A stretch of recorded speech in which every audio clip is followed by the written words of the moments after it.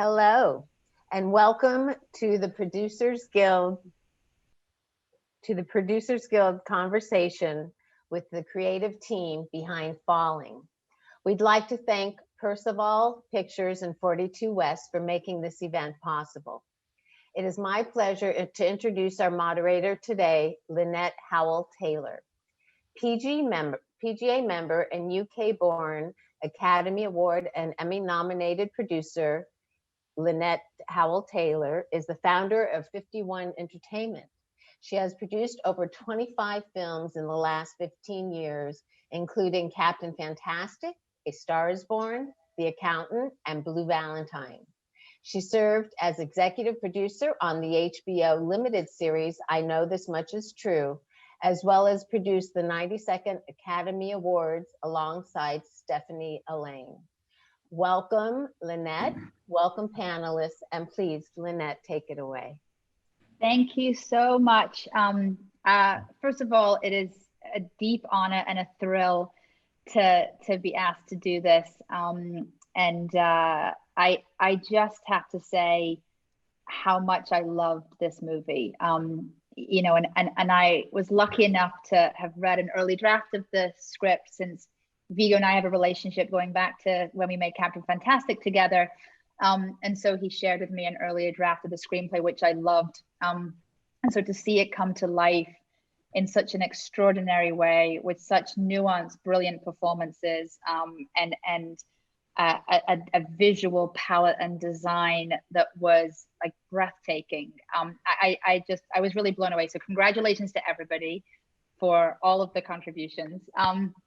I want to just introduce everybody. So starting with you know, the incredible, wonderful Viggo Mortensen. I don't even know how to start with listing all the things he did on this movie. Let's be honest: writer, actor, producer, director, composer. I mean, what did I miss? Like, I'm sure there's some in there that I missed. Something else. Our other two producers, Daniel Bekerman and Chris Curling, and the co-star Lance Henriksen. So welcome, everybody. Thank you. Thank you. So let's start with you, Viggo. Let's go sort of way back to the beginning, and why this was the story. I mean, you've obviously been in this business for a long time, and you've been a part of so many different movies in a variety of capacities. But you know, deciding which is the movie that you're going to make as your directorial debut is a big deal. And so, what was it about this story that compelled you to tell it? Well, this being my first, and turning out to be my first movie as a director, it wasn't entirely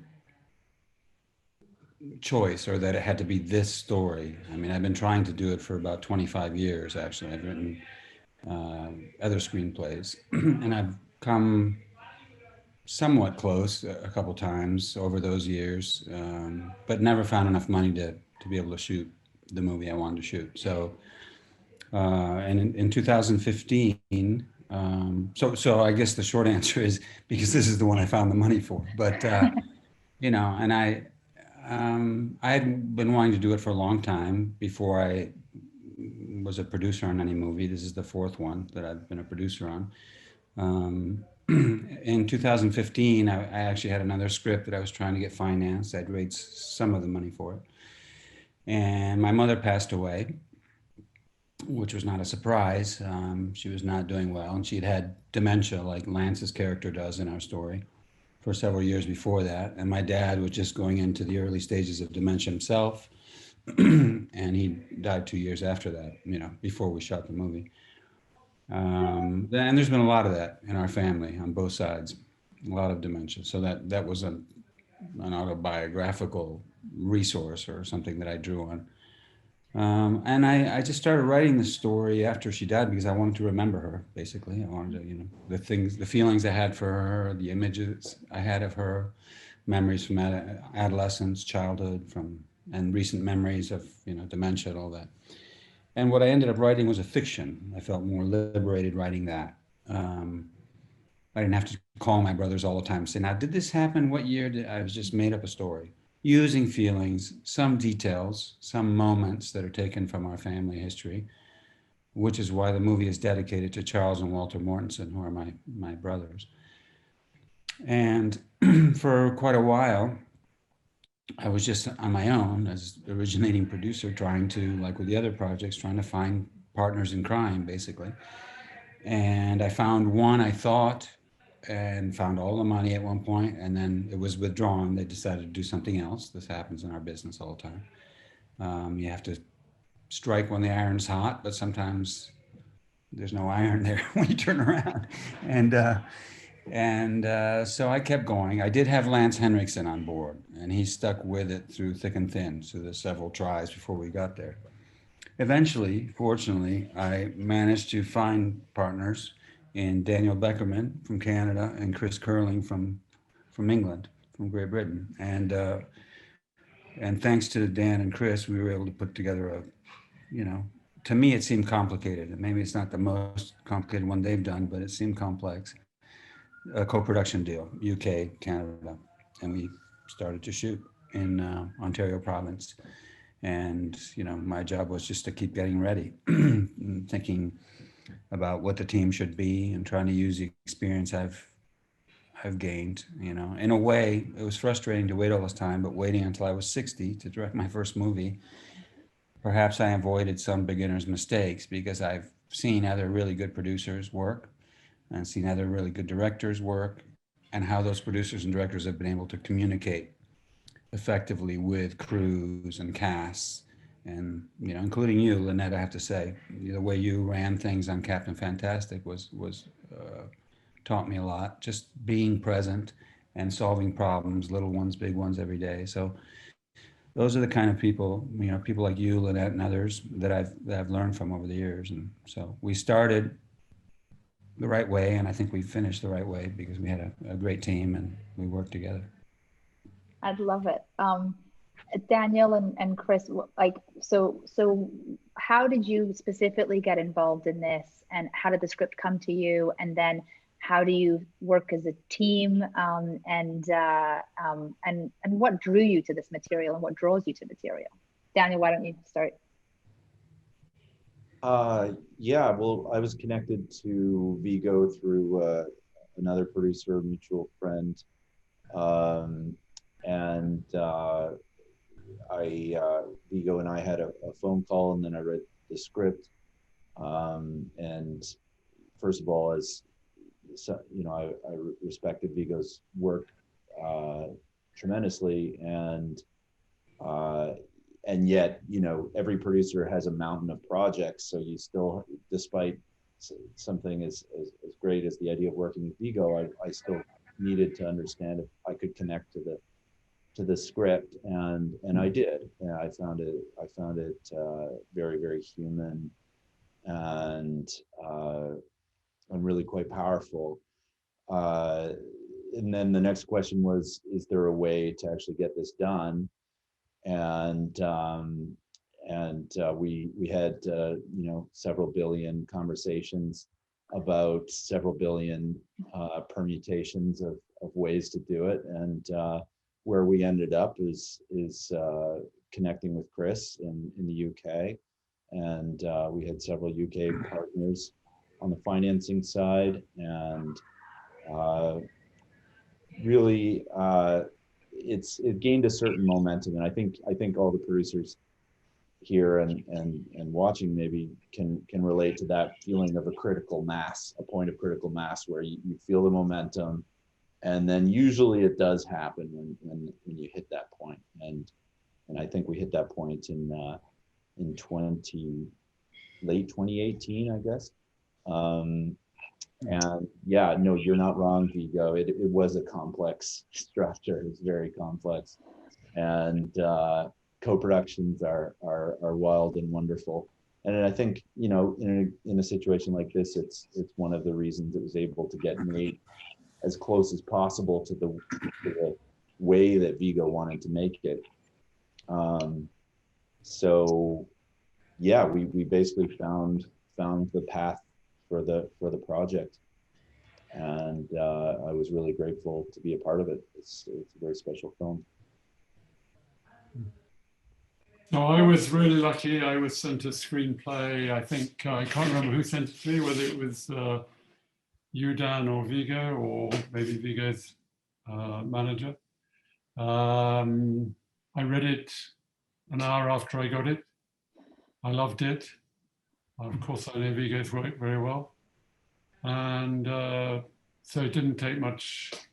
It was a very, very easy decision to make. As a producer, you make a decision based on the screenplay and the director.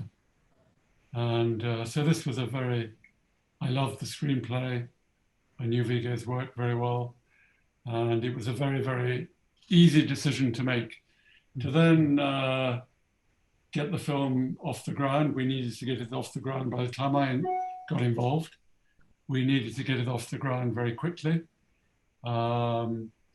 We had one major financial partner in the UK, and Hanway, the sales agent based here in London. And then by that time, Viggo, you were already in Canada. And you and Dan were working away very closely. So it was my job to, as a producer, you're always trying to think, how can I give the director the resources that he needs to make the film? And not knowing how Viggo worked as a director, because not only because I didn't know him, but because it was his first film, it's always difficult to decide where the money should go and where the director wants the money to go, or where the director needs the money to go, which is not always quite the same thing. And so I'd met Dan before. We'd met in Cannes about another film. And it was our job very quickly in different time zones to discover how to work together and how to put the film together. He was in a much more stressful situation, gearing up towards pre-production. But we learned very quickly, I think, Dan, to work together and to appreciate each other and to discover how to listen to each other and to work together. So, yeah, it was a very, very pleasant experience for me. Exciting experience. That's wonderful. You've already touched upon this idea of, thinking you've got something and then not having it. And I sort of feel like the foundation of anything ever getting made is people saying yes, and then I always tell producers, you just have to be comfortable with a no, and then totally uncomfortable with the no to push through the no and make it a yes. And I feel like that's sort of like what producing is all about, that you have to know that you're going to hear no all the time and just not accept the no. And, and so to that end, I feel like what's at the heart of any movie is actors and is performance. And, having an actor say yes to a role, and then, for me, having read the script and now never being able to see anybody except the two of you in these roles is remarkable. So Lance, like, what compelled you to say yeah? I mean, it feels obvious to me, but what compelled you to say yes to this? And what was the most challenging part of approaching the role? Oh, you asked the big one. No. Yeah, Viggo and I had worked on Appaloosa together. That's where I first really met him. And everything about what I was watching going on, with Ed Harris directing, I mean, I'm surrounded by really wonderful people. I mean, wonderful actors. And then when this came up, it was very, very difficult, only because, as you saw in the movie, it has a lot of levels to it, a lot of issues going on. And I felt, am I going to have to be an icebreaker? I mean, it's so, it had to be real. It had to be something that touches on very personal things. And so when you do that, when you're involved in that, or you see that that's a demand, well, it's like, I don't know, there's a little bit, every scene was like a whole other chapter. Mhm. It was, it wasn't like it was somebody trying to look good, feel good, and tell everybody how great they are. It's nothing like that.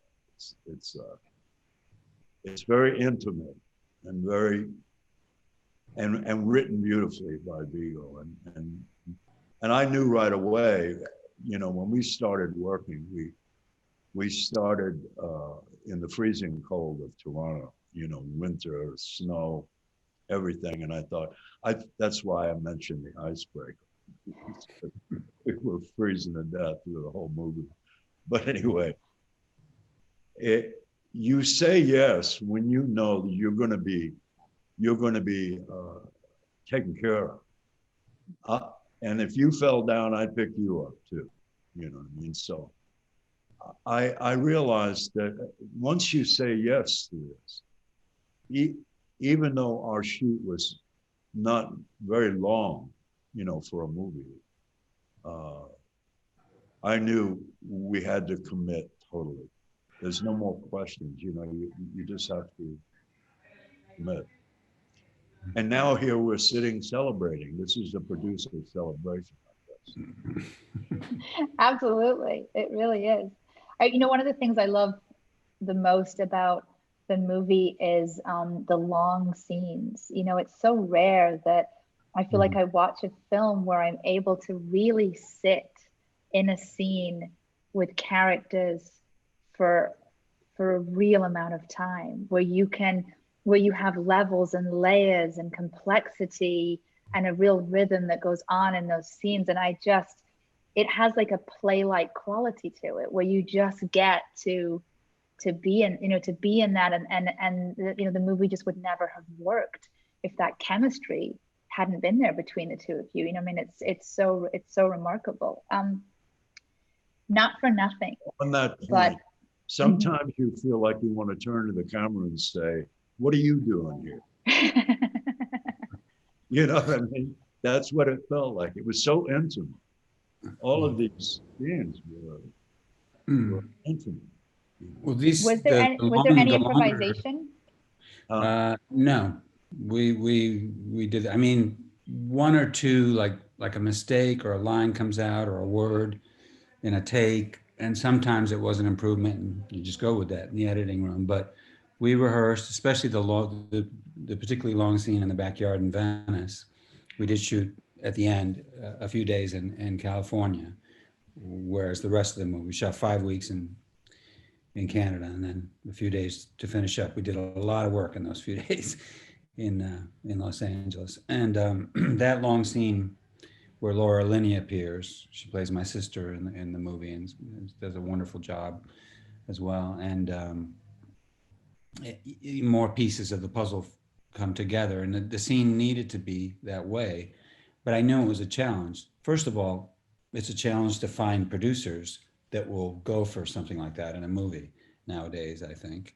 Maybe anytime, but where you have some long scenes like that, I mean, I found myself, but that didn't mean enough. That's one producer. But that these guys went for it and said, yes, it's unusual, but we like that. We did rehearse those scenes because we had a limited time to shoot them, like everything else. And we worked hard. And Lance and I had the benefit, even though it was frustrating, those years waiting, finding the money, losing it, finding it, and then sort of losing it, and then finding it again, finally. We worked on the script a lot. I worked on it. I got to hear him. I got to think about it. I didn't start out intending to be in the movie, but eventually I thought, okay, well, maybe that'll help get us over the hump. Plus, we'll continue this collaboration that we're having, Lance and I, and then Sverrir, who plays Lance when he's younger. Sverrir Guðnason, a really fine actor as well.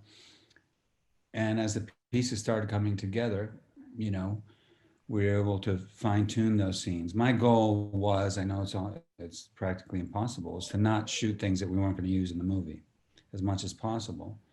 And when you have a script that has these long scenes, you're asking for trouble there. And in a way, in the editing room, unless you really, really prepare it very well. But we did do that. And we only lost one short scene and some lines from other scenes, of course. You know, there's always difficult choices that you have to make in the editing room. But it was, we had a long time to work on it. That helped a lot. And so we were quite prepared. And all the actors, I mean, there's nobody from the 4-year-old Grady McKenzie all the way up to Lance. There's every single person. For this particular story, it was the all-star cast. It was like perfect, you know. I mean, and that helps a lot because people that, you know, when you cast a movie right, or you get lucky with that and work at it, then a lot of the work is, a lot of problems are solved, and scenes that are challenging, like long scenes that you're referring to, you have a much better chance of having them work, you know. Yeah. I have to double, triple underline that being an actor, writer, director, producer, composer, all at the same time is a truly remarkable feat. In all the movies I've made, I've only ever worked with one other person that has tackled all of that. So I know what an undertaking that is. How in the hell did you do it?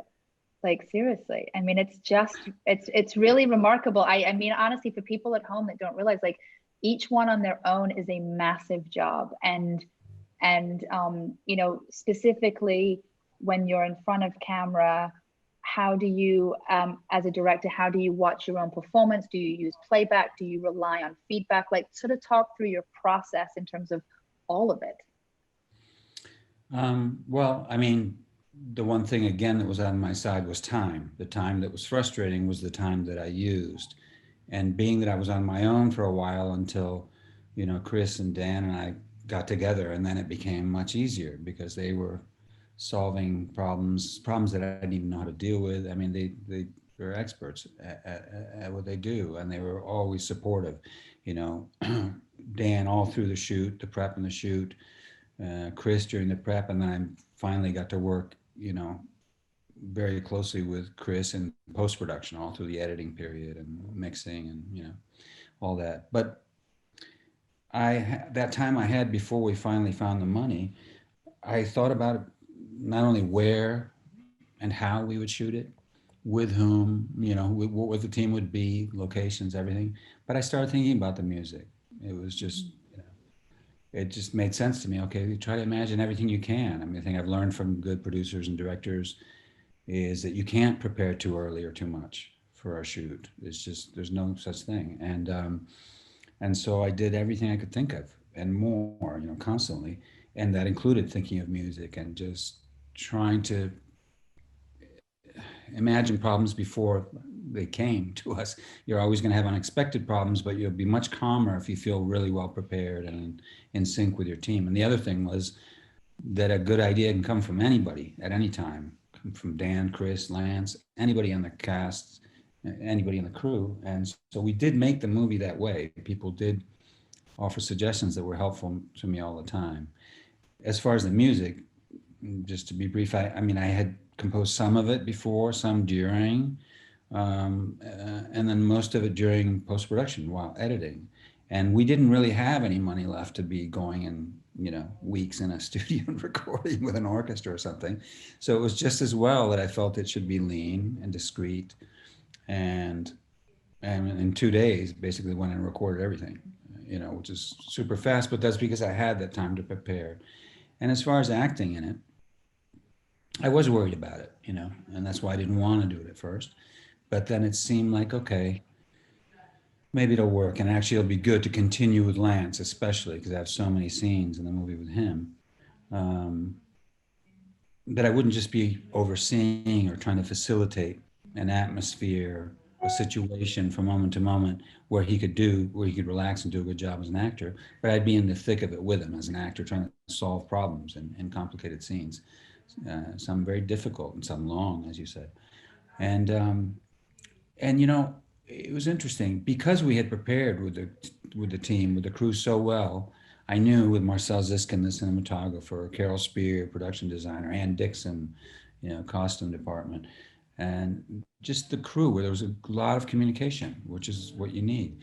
And we knew we had a plan of action for each day, you know. I mean, it wasn't like as a co-producer, Dan was saying, "What the hell are you guys doing today? I didn't think you were going to shoot." No, we had a plan, and we really did stick to it well, you know. And so I knew what the sets were going to look like. I knew what the colors of the clothes. I knew what the color schemes were. I knew what the lenses were. I knew what Marcel and I had a plan what we were going to shoot. And so I was able to give my attention to the acting and not worry about it. I didn't have a coach there. What I had is with the other actors, especially Lance. And I think that the best acting is founded on good reacting. In other words, when you're acting with someone in a scene, you're not only going to be more relaxed, but you're going to pick up on things and do a better job if you notice everything about that person or persons that are in the scene with you, like the tone of their voice, the look in their eye, the gesture, even if something moves in the background, you know, all those, the more aware you are, the less self-conscious you are, the more in the moment you are in the scene. And as a director, obviously I'm in a scene with Lance and I am doing all that. I'm sort of thinking of everything that's in the frame all the time. So I was more disciplined in that sense and consistent than normal. So I second guessed myself less as an actor. I wasn't like, oh, I don't know if I like my take on that. I was like, no, I felt like that connected. I looked at the monitor as a guy just to make sure that certain things happened, but not constantly. I mean, we had to keep going. Sometimes I didn't look really. And I also didn't need many takes myself on my coverage a lot because if I was with Lance, I felt we were together, I was okay. You know what I mean? I felt like it worked. So it was not that I'd want to do that the next time out, play one of the main roles necessarily, but because it was fun, I have to say. The days where I could just be hanging with Dan and with the crew and just wearing street clothes and just directing the actors and trying to help them do a good job, they were maybe more fun in a way, in a different way. But with Lance, for example, I had the best seat in the house, better than anybody, better than the operator. I'm looking at him and seeing the construction of this character, this unusual, layered, complicated, disturbing, and eventually just really moving character.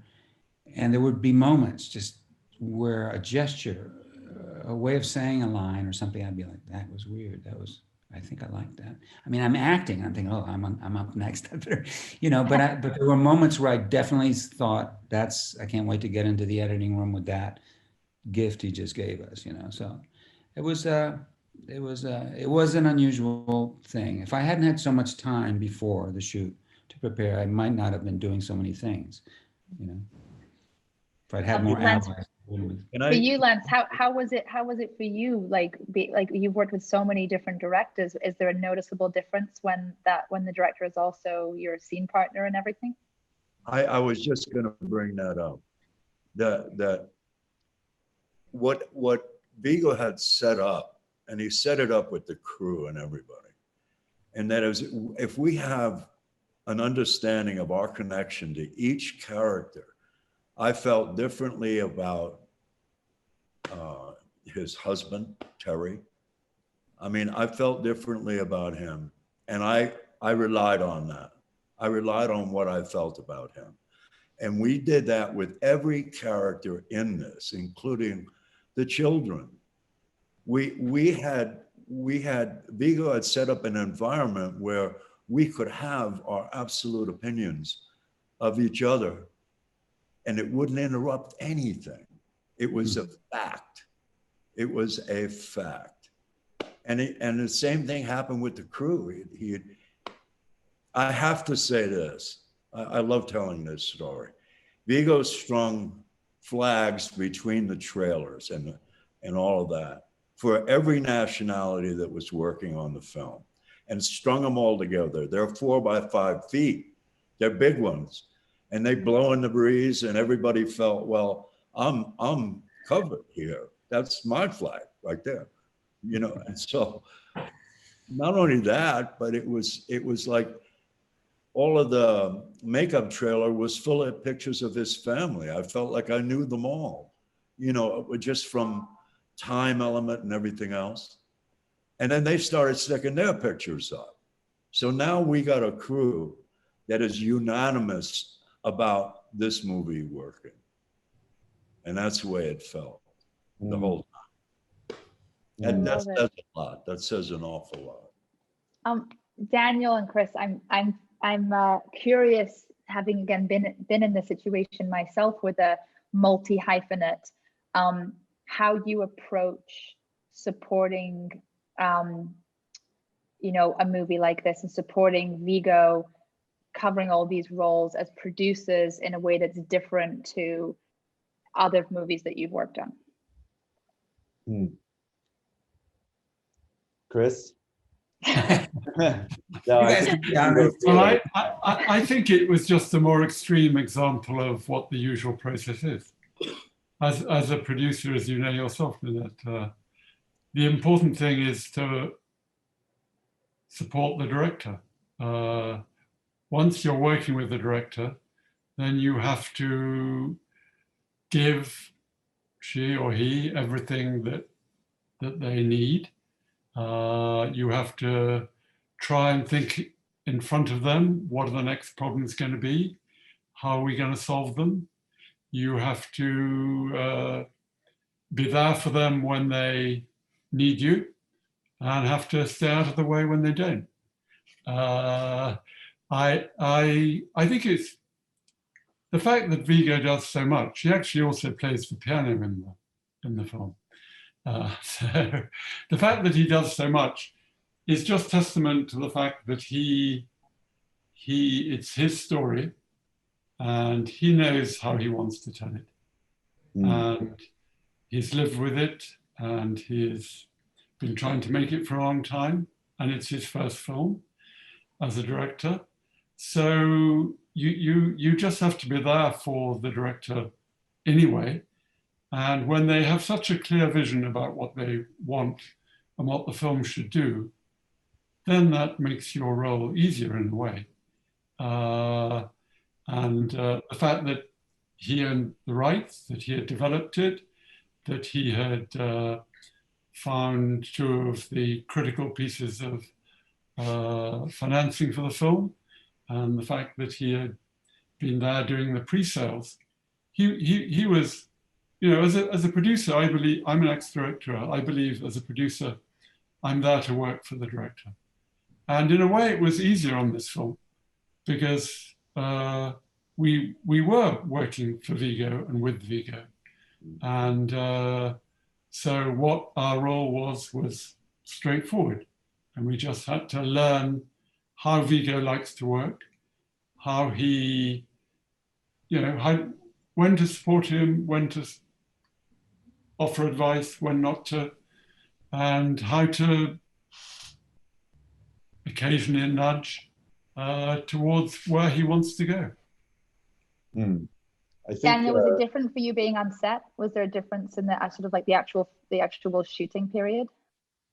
Yeah, actually, I think there's a visual metaphor for your question, actually, which I've told before, which is we were filming one scene on a beach in California, and the scene had Lance smoking a cigarette, standing in the waves, were crashing, so it was, you know, he was getting kind of knocked around by the waves a bit, and the camera, Marcel, the DOP was in the water as well, filming Lance.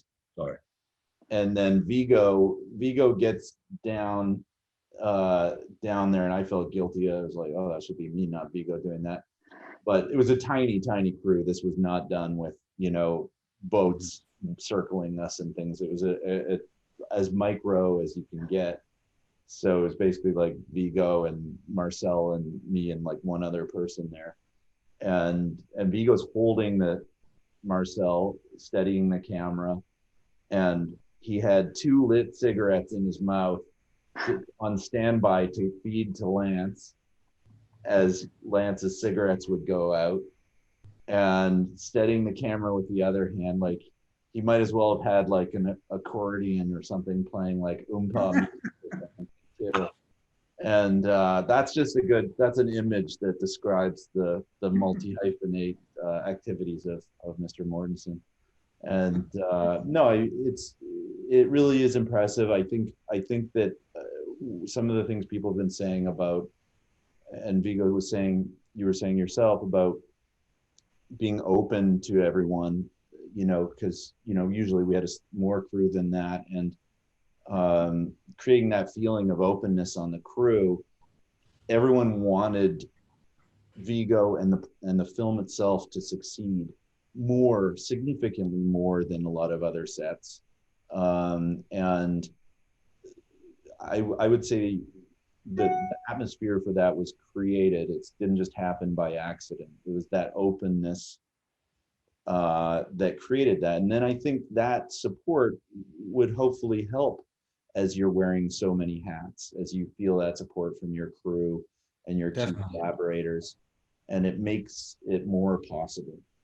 It's definitely true. I mean, when we started, we had a really good prep, I think, you know, and the team came together really well. The people that Dan recommended to me that I meet, and, you know, what we finally ended up with, it was a great team just starting, but the first week was tough, and I was nervous. I mean, I wouldn't have slept the night before the first day anyway, but I don't as an actor anyway. But we had the extra thing, which is I really wanted snow, you know, and there was no snow. It had melted. It was very cold, so it was kind of icy and brown. And I thought, well, it'll just be this. That'll be the character. That'll be the look. That's okay. But I wish it would snow. And then that night, Sunday night, started snowing. So I stayed up all night watching the snow accumulate, thinking, yes. And at a certain point, I was like, okay, well, I'll just get in my car and go to work. I didn't sleep at all. But I was happy because it was snowing. You know, I was going to work, exhausted, but smiling, you know. And that first week, because of the location requirements and the need for snow in the beginning out the window and all that, we shot a very difficult scene right away. I mean, a few days in, we were doing, if you've seen the movie, there's this tension that builds throughout the whole movie where the son is trying not to respond in kind to some of the, you know, hard things that the father's saying. And finally he can't help himself anymore, and they just really go at it, right? And you would like to shoot that later on, ideally, for the actors to get them to know each other, the crew to gel, you know, but we had to do it early on. And there was such a degree, I mean, I could never have counted on that, right? Expected it fully. There was so much support and so much emotion came from the crew when we were shooting that scene, that it was like a switch went off. We were gelling already, but this made it just solid. And from then on, every day, and as actors, I mean, I can't tell you how great it is when you feel like you're essentially playing on your home field, you know, or something, or home ice, you know, because everybody's there unconditionally caring about and wanting it to work, you know, the story that you're trying to tell together. And they feel like they're part of it. And if you've definitely made that effort from the start to include people and so they know that their opinion matters, that helps, of course. But there was something about shooting that scene together as a cast and crew that, you know, we turned around when we were done and they were crying, some of them. I mean, it was like really intense. And then that just kept going, you know, and then people were sharing stories. You can never expect that, but crew members would come up and say, oh, you know, I had, in my family, this happened. Unrelated stories, but somehow emotionally they were connecting with it. And that just felt, then I started thinking as that kept going on week after week, I kept thinking, well, we really better not screw this up in the editing room because I want audiences to feel that too. And that can happen. You can have this great feeling on the set. Mm-hmm. And then you go see the finished movie and you're like, what did they do? They've killed it, you know? And so I didn't want to do that, certainly. But you're right, Dan. It was a great feeling. But I have to say in post-production, we had a similar feeling. Everybody was, you know, in London that worked on every aspect of it. They seemed to me, at least, Chris, they were really involved in the story. They wanted it to work. And when we first showed it to people, I don't know, yeah. It was a great experience. You have a very fortunate combination. You're very, very hardworking, very, very committed, and you're also very generous to other people. So as a producer, what I enjoyed about working with you is you demand that other people do their best possible work. And I think that's why during the shoot and during the edit, people loved working with you, because we all like being demanded of our best. And that's why I think there was a great feeling on the shoot and also in post, and why people look back on the making of the film with as much warmth as they do. God, I feel like I have so many questions. I know we don't have too much longer, but I'm going to keep going anyway. Because this is a there's producers watching this, and you've touched on this, but I want to drill down a little bit more into the specificity of, the physical production side, because it's remarkable, the scope. The movie really feels like it has incredible scope, and a lot of that is choice of locations, but you really, when you're shooting something in multiple states and countries, it's really challenging, especially when you're doing it on a budget. And so can you just elaborate a little bit, I mean, any of you, on what you did in pre-production, what you did before, how you sort of carved it up, sort of talk to the producers that are making independent films on tricks on how to achieve something that is this sort of brilliant in scope, on what I assume was a pretty limited budget. Well, one thing I'll just chime in with there is that there was an attention to detail, starting with Viggo, but carrying through to heads of department like Carol Spear, the production designer, who really is a legendary production designer, doing all of David Cronenberg's, or virtually all of David Cronenberg's films, and many others. That on what I think most in the industry would look at and see as a sort of a character-based drama, that level of attention to detail might not normally go in to a story like this. And it was fairly low budget, but the co-production structure did allow us to have enough to do justice to, I hope you feel that way, Viggo, do justice to your shared vision with Carol. Definitely. But I know it was tough for you and for Chris, because we had to juggle. It was constant. Yeah. And Carol was very open. She would say, nobody was going behind anybody's back, but it's like, it wasn't just her department, but other departments too. And I would say, well, what is, she would come to me as both director and as a producer, and she would come to Dan. It's like, this is what we can get with this, and this is what we can do with that. And what about that other scene? Can we still have that? No. And just having to make these decisions. And sometimes, and Dan would talk about it, and I have to make a final decision. Okay, well, I can let that be a little bit less in that way, but this has to be this way, and those decisions. And I think the communication was good about that, rather than surprises, or, as a director, I can't imagine not being involved in those conversations. And then just being a director who's on the set, where's that? I was supposed to have that in the shot. Well, that a few days ago, we decided not to. You know what I mean? Yeah. You got to involve yourself. You can't expect that everybody's going to come and tell you everything. You have to communicate, and there was a lot of that. And Carol, with her experience, knew how to do that. And Ann Dixon and Marcel Ziskin knew how to operate, knew how to solve problems quickly, and there were some challenges. I remember a day where, when we shot the scene in the snow with the deer, fortunately there was snow, plenty of it actually that day. And you remember when we were talking, I said, I think we will save time and we'll get the shots we need and have the snow unmarked. We really need to have a crane there. And you said, well, this is going to cost X amount of money. I said, right.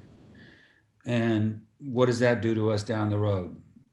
And you explained it, and we sort of worked it out. I said, well, it's too important not to have it. So I'll do that. Oh, what it was, I remember, it was like, I'll give a day up. We already had 5 weeks. Remember that? I'll do it in 5 weeks minus 1 day. Basically is what it came down to. But I have to have that crane. Even though that crane costs less, I'm still bargaining with you. Then that day, I'll do that. And then, and you weren't against it. It was just, you were just giving me the facts, which is what you need to know. Like Chris in post-production would say, well, this is the time you have. This is this is how much money's left. This is realistically what needs to happen. So I enjoyed all that. I mean, it's like a brain tease, like a puzzle, like the scenes themselves. I mean, for Lance, we'd be doing these scenes. They were very complicated. It's like, how the hell are we going to get through this? We have this time to do it. And it's we have to take all these, we have to go through this journey. Like some of those scenes were like doing a whole movie. It felt like something, even though it was a few days, it was so intense. And the problems for the crew and for the actors, sometimes, yeah, I mean, I remember a couple times. You remember, Lance, there was one day where it was tough for everybody. And you and I went outside for a second.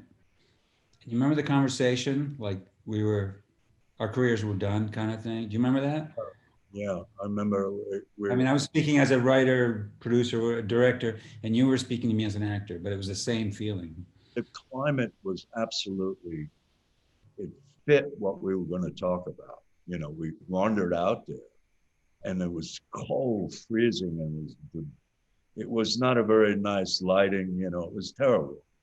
And I said, man, I feel like I never want to act again. I just don't. I think I might, after this movie, I mean, I did say that after this. Yeah, you said you were done.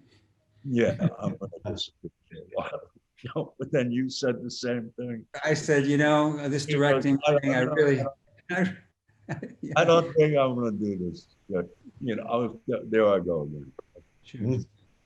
But there was a very funny thing the next morning.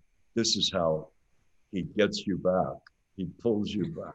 He left a note in my trailer with a white rose bud on it. And it said, this is all supposed to be fun.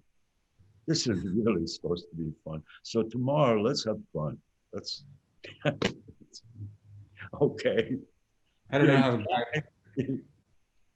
Remember that? How I got off on that tangent. I do remember that. Yeah. And we did have fun. We didn't, I think at the end of the day, I said, so you're still quitting acting? You said, what are you talking about? And then what about you? I said, I'm already thinking about my next story. No, but it's true. I mean, going back to Dan, it was like this kind of, those things for the actors too. There were the actors, sometimes they realize, okay, we really have to get this done. But it was like being honest about it. You have simultaneously as producers and directors, especially director, I guess, but you all have to create a certain kind of feeling. It's almost like the illusion that you have all the time in the world and that everybody's relaxed. Because if you're not relaxed, you can't do a good job. So you have to sort of fake yourself out. Like it's like, yeah, we're just fine. I mean, for a producer, the clock is always ticking, obviously. And for a director too, really, unless they're a space case. And, but you do have to create this illusion for yourself and especially for the actors, while at the same time managing the clock.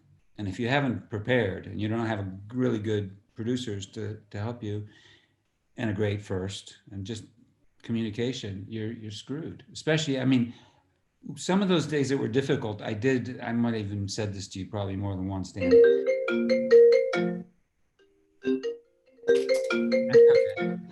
Real life. Real life. No, exactly. but I think that, what was I saying? That I don't even remember. What was it? You might have said something.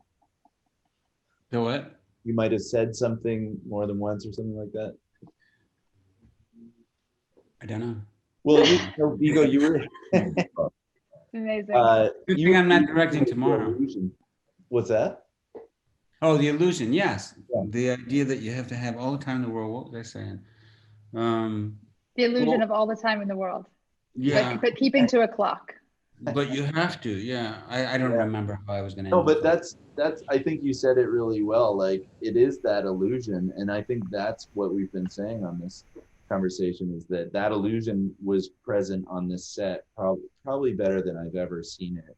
That feeling of space and time and room to operate, and you're absolutely right. Like the budget there was a constant squeeze, and there was tons of horse trading, but we all felt able and willing to respectfully horse trade, and And so we were able to work it out because that was the atmosphere, which, you know, I wish I could work in that atmosphere all the time. And so much credit goes to you, Viggo, for helping to create it. And as we've been talking about it, I've been thinking how there's almost a kind of symmetry with that, with that openness that we keep talking about, and how that contrasts with the subject matter, you know, because here we're talking about openness, and then you have Lance in this state, which is the opposite of open as a human being.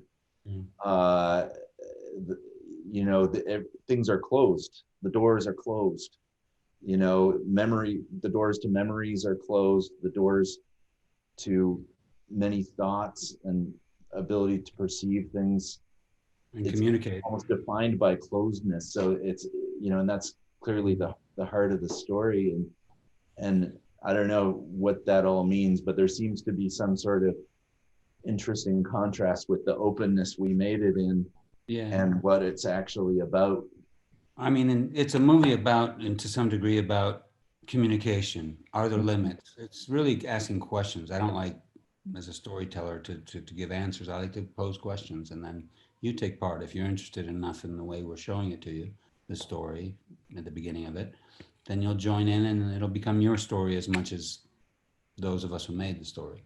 I mean, I made the kind of movie I like to see as an audience member, and it would have been weird to make a story that's so much about communication, asking yourself, for example, are there people that you can't communicate with or that don't deserve it? You know, I don't think so, but I'm not like here to say that. I'm just telling a story. It would have been weird if you're telling a story about communication and not to have that good communication. And I remembered briefly what I was thinking about. I said to you more than once, I think, wow, yeah, this probably in pre-production, and then once we started shooting on some of the difficult days, I know I thought it a lot. It's like, wow, for the first story, I kind of bit off a lot, because there are, having all those kids, you know, because I'd constantly be hearing, oh, you've only got a half hour left. What? You know, with certain kids, we're also shooting in winter. It's like, no, I'm sorry, the light's gone. You can't actually shoot anymore. Okay. You know, we did ask, I mean, I asked for trouble in a way, or it was a big challenge for all of us. I mean, there's no way we could have finished that shoot if we hadn't gelled, because it was too complicated, structure-wise, different time period. I mean, Carol Spear, one thing about her, because you pointed out how experienced and how great she is, and she can make so much out of with the limited resources. But I remember when we were shooting the farm, and we said, well, because of the time we have here, I know it's going to sound crazy because usually it's days to do this, but could you, while we're outside shooting, you know, like we'll finish in 2 days, we're going to shoot all the scenes inside from 1962 with the family and the nice wallpaper and Gwen's house, the way it's kept nicely. And then tomorrow we're going to go out, the third day we're going to go outside, and we're going to be filming scenes outdoors with Lance. Could you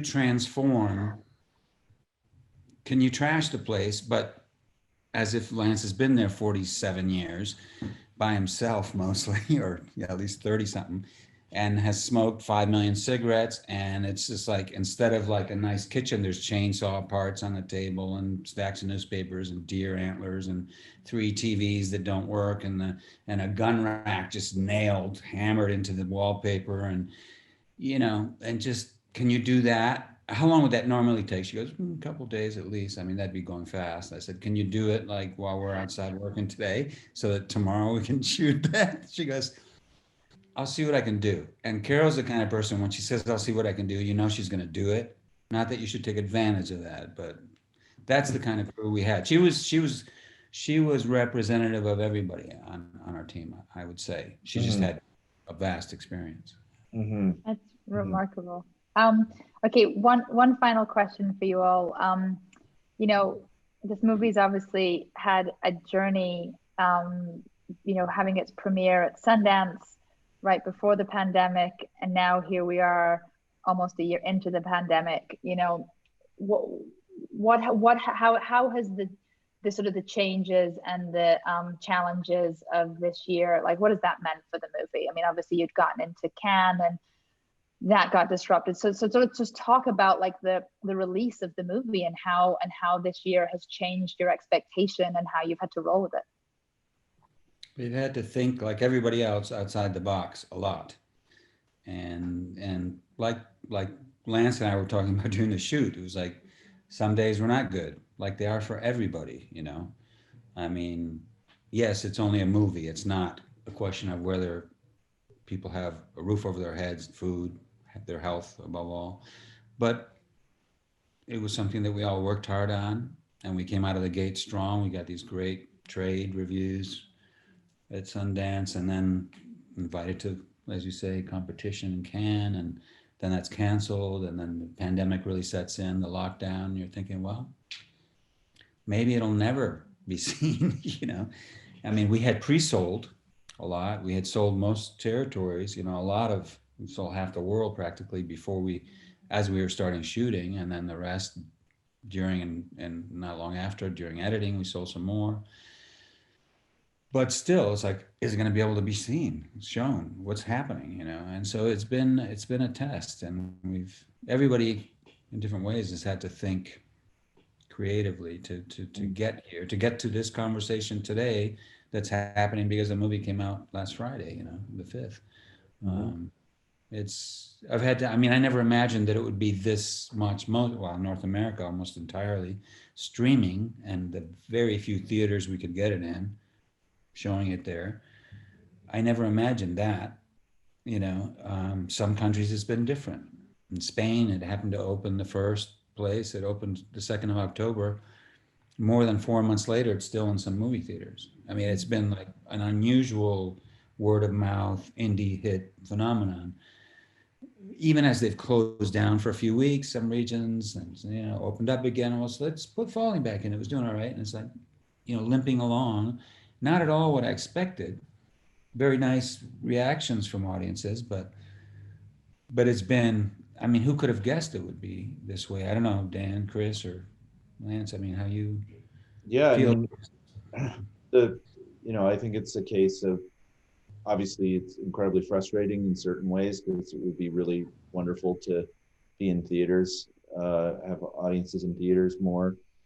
But on the other hand, necessity is the mother of invention, and I think that there's been some innovative approaches to how to get the film out and how to build the awareness. Like, the Canadian distributor just called me the other day. First of all, I didn't tell you this, Viggo, but they said they've never seen anyone work as hard as you.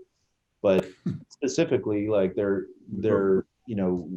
like Viggo just did a Q&A with the Alzheimer's Society, and thinking of ways to really look at the core of the story and find ways to connect that to audiences, is more important than ever. So in a way, I think it's possible to look at it as a challenge to be met rather than just like a big old bummer. Yeah. I think Viggo, you've managed to keep the film in front of audiences in all the major territories, whether it was Spain, France, Germany, the UK, in Europe, and now Canada and the US. And you've been so tenacious, and you've done an incredible job, and Lance has done an incredible job. But Lance has been doing Zooms interviews for months, I have to say too. Yeah, sorry. But I actually think it's sad, because I think it's a film that is made to be seen in the cinema. I mean, in the 2 or 3 months when it was finished until Sundance, I must have seen it about 10 times in the cinemas, and the audience loved it. I mean, it's not everybody's favorite film, but a huge proportion of the audience had a very profound experience sitting in the dark, watching the film with other people. And it's a film that's made to be watched that way. So I admire the fact that you have in all these territories done this incredible amount of work together with Lance. But on the other hand, I hope that when the pandemic is finished and cinemas are opened, that it will find an audience in the cinema, because that's where it's made to be watched. You're a lover of the cinema, and you made the film to be watched in the cinema. So I hope very much indeed, when the pandemic is over, that audiences will be able to discover it there in the territories where it hasn't been shown. Yeah, I hope so. Well, look, it may have taken you until you were 60 to direct your first movie, but I can say with certainty it will not be your last. Thank you all so very much. This was a joy to watch this movie. I'm so honored to have gotten to experience it and to have talked to all of you. I hope audiences continue to find it and continue to heap the deserved praise on all of you. So congratulations, and thank you all very much. Thank you, Lynette. Thank you, Lynette. Thank you, guys. Thank you very much.